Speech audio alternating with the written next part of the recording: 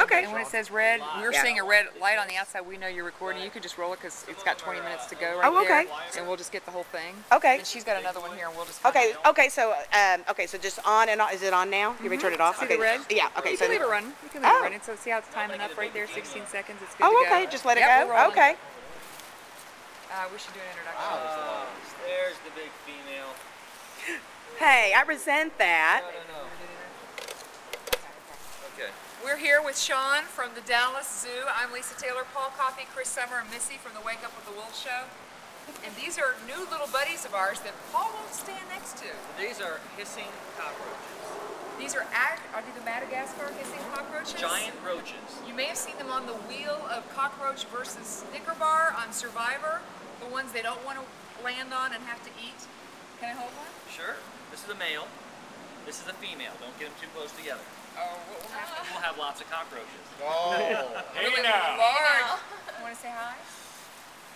Look at you! Look at this taking a step. There you go. This is brave. Perfect.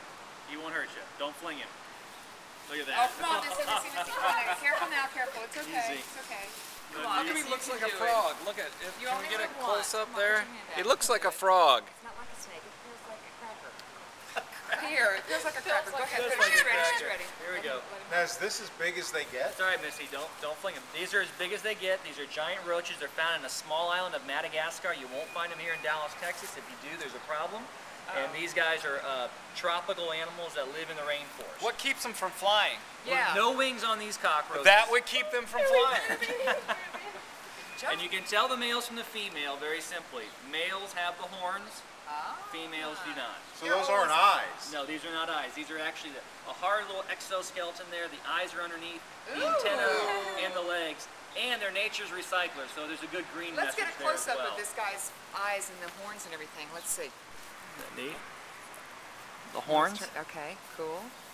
Look at that. We'll show you the antenna. Look at that. Isn't that neat? Wow. And Look the at female that. right there. Uh-oh, Chris. Are We their have legs? movement. Are their legs spined like that? Because that's what makes the hissing, or it helps them climb and hang out. Actually, think about this. They can blow air out, essentially their belly button. The side, they have holes in their abdomen. I So do that every once in a while. can you imagine if you could do that, make a hissing noise? So that's how they make the noise, and the reason they do that is to scare their prey away. They make a loud hissing noise. They are food for lots of animals, a big meal for an insectivore in Madagascar, but they do have a sharp little spines to not only hold on to the female during special moments, but also for climbing around.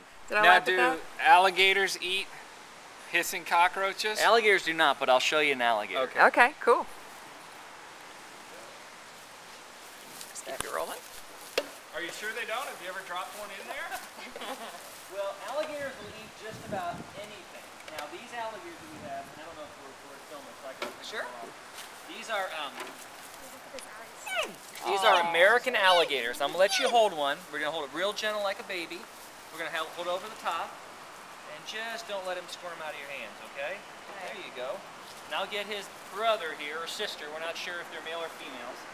He's awfully cute. You know what's frightening to me, Sean, is that this small little alligator is 9 months old. 9 months old with the potential to get over 10 feet in length. I mean, don't you think he should be a little bit bigger at 9 months? Well, they grow, here's the rule of thumb, they grow a foot a year on average up for the first 6 or 7 years, and then they slow down. So an animal that can live over 50 years is going to grow very quickly, and even at this age, all of a sudden, birds and other predators are going to be looking for these animals as a meal, so their survival mode happens just from the moment they hatch. Luckily, they normally have an 8 or 9 foot mother around to scare off any predators. Dude, Are they blind? No, Can I hold that one? Yeah, absolutely. Okay, here's my Please do. question. You have a There you go. beautiful albino wow. that Very people can come cold. and see at the Dallas Zoo. We do. And we were talking about albinism and how often that occurs. And you had mentioned that it only has been found in captivity. Albinism actually is seen only to about this size, maybe in the wild. It can happen in the wild, but they don't survive very long. The key reason why, the greenness that's out here, the green water, the green trees that they might be in the wild, they would never survive. A white alligator would never survive for very long because they lose the camouflage. Chris is petting his alligator. I was going to ask, are these two friendly? Because if they don't like each other, I don't want to be the one that gets bitten. They were from the same clutch. Well, I was going to say, do they have teeth? Yeah. Absolutely. You don't want to kiss. You don't want to kiss. See little baby teeth on the side. Yeah. So already at this size, you have alligators that are able to eat fish or tadpoles or maybe little minnows and so forth, and they're able to survive, but mom is not going to do anything but other than give her protection in the surrounding areas. As they grow, the rule of thumb is this: if you are somewhere in Texas or somewhere in Florida, be very careful when you go up to an alligator. Not only are they incredibly quick on land, but you may not know if one's sitting under the water here and all you can see is the top of the head, how big it is. Okay. A rule of thumb is this. Oh, did you hear that? I heard it. I think we got That it on the was flip. the squeaky noise they make to call out to mom. When these animals are hatched, they make a... He's not saying that to me, though, is he? He might. I don't know. He's calling you, Lisa. Mama. The rule of thumb is this: if you want to look at the distance between the eyes and the nose, Okay. convert that to inches. Okay. Okay, so that's about 1 inch. Right. Convert that to feet. That's how long the alligator is. So by a rule of thumb, if you saw an alligator that was about 5 inches from its nose to its eyes, that's a 5-foot alligator. If it's 10 inches, that's a big alligator. Don't go anywhere near it. If for it's sure. 10 inches, I'm not even going to stop to compute that. I'm out of there. You're out of there because they are very quick. Normally they do not go after people, but realize any wild animal that comes in contact with people, you always have to be careful with. Do they serve a purpose in the ecosystem? Absolutely. The top predator in the some of the most key areas of North America, the wetlands. They are really the keeper of the wetlands. When we don't have alligators, everything else is out of balance. In Louisiana, for example, they have an introduced species called the nutria. Have you ever heard of the nutria before? Looks like a fuzzy animal. Yeah.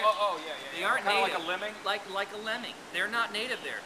They would have overrun the place if it wasn't for alligators controlling populations. So top predators are very important than just the small cockroaches. Everything fits into that balance of nature. And so we're talking about habitat, which is so important. When we get wetlands that are polluted, it affects these animals and everything down the food chain. One hand and the other with the other. There you go. Missy, you are so brave.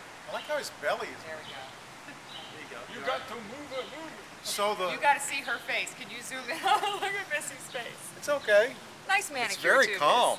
Miss. And they're, yeah, they're sweet. Only she knows she's got the one with the bigger teeth, though. That's all she's thinking about right now. It's okay, Missy. I'm right here. Okay. When will they really start to grow? They will, in about 2 years, they'll be about 2 feet, 3 feet, 4 feet. When I start to worry about alligators, even at 3 feet, their jaws are very, very powerful. So you'd have to be very careful. The bite can be real strong.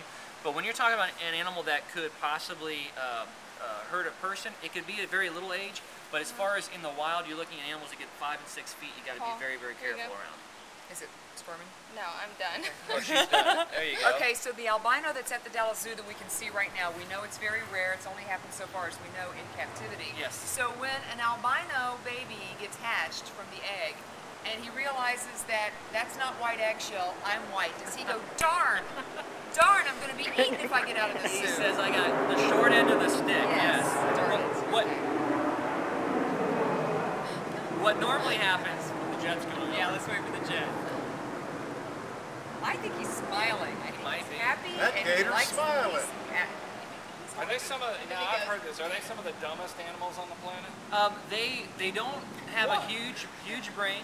Nature has kind of given them the opportunity to have incredible eyesight, incredible sensory organs right here. They feel the splash and the ripples in the water from these little sensory organs there. So they are really more of a hunter than a thinker. But to be honest with you, you just heard it too. I just felt it.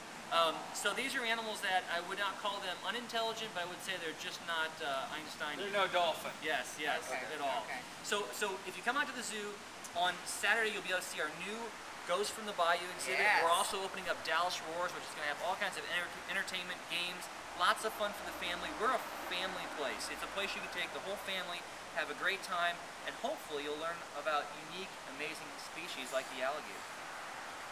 Thank you, Sean, from the Awesome. Dallas Zoo for bringing us your friends today. There you go. Very cool. I got to take them back with me, though. You want to take that to Ashley, don't you?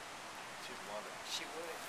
Jenny's just So out would my back, last. so we're gonna go say hi to Jenny I now. was going to say, should we do our promo with these while we've got them? Yeah. Let's. Okay. One I'll let second. Let me